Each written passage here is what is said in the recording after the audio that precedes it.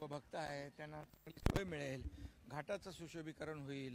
घाटाचं आता थोडीशी इथे गैरसोय आहे, त्यामुळे इथं येणारे लाखो लोक आहेत. आता 15 तारखेपासून वारी सुरू होईल तुमची, 12 तारखेपासून. कार्तिकी 2 तारखेला आहे. आणि त्यामुळे या सगळ्या पार्श्वभूमीवर हे चांगलं काम विकासाचं या ठिकाणी सुरू होतं आहे. यापूर्वी देखील मी आळंदीला अनेक वेळा आलो. अगोदर आपण त्या महाद्वाराचं भूमिपूजन केलं, कलशारोहण झालं. त्यामुळे आळंदीमध्ये आल्यानंतर प्रत्येकाला एक मनाला एक समाधान आणि आपल्याला वाटतं आपल्या घरीच आलोय काय. आणि त्यामुळे असं माझं तर मी मुख्यमंत्री असताना देखील अनेक वेळा आलोय. आताही मी या ठिकाणी जेव्हा जेव्हा ही सगळी मंडळी बोलवतात त्यावेळेस मी येतो. आणि आजचा मला आनंद आहे की आज भक्तनिवासाचं भूमिपूजन होते. चांगल्या एक दर्जाचं भक्तनिवास होईल, चांगला एक दर्जाचा घाट होईल आणि सर्व आपल्या वारकरी बांधवांना त्याची सोयी. इंद्रायणी प्रदूषणावर देखील काम सुरू आहे आणि त्याचा फार मोठ्या प्रमाणावर आपण त्याला शासनाने गांभीर्याने घेतलंय.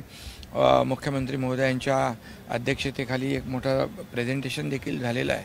आणि इंद्रायणी नदी स्वच्छ करणं हे प्रमुख आमचं काम आहे असं समजा. आणि प्रदूषणमुक्त इंद्रायणी नदी या ठिकाणी करण्यासाठी जे जे काही करावं लागेल ते आम्ही सर्व करू.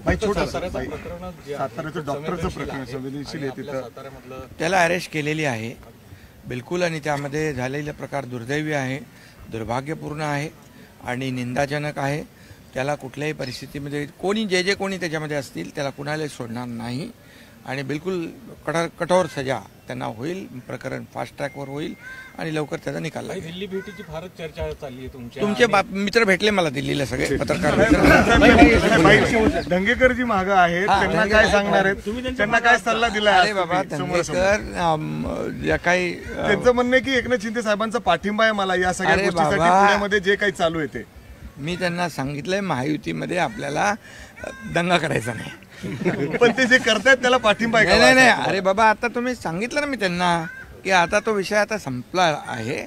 आणि शेवटी बघा काय त्यांना ज्या काही गोष्टीची माहिती मिळाली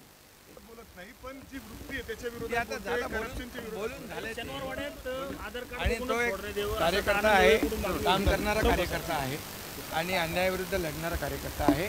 महायुती म्हणून त्यांनी अगोदरच हे केलं की भारतीय जनता पार्टीच्या विरुद्ध बिलकुल माझी भूमिका नाही. आणि आता जे काही प्रकरण सुरू होतं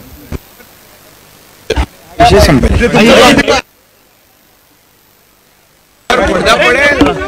आणि हा विषय संपेल. आता काय तुम्ही म्हणजे माझ्या तोंडातून काहीतरी काढायचं आहे तुम्हाला?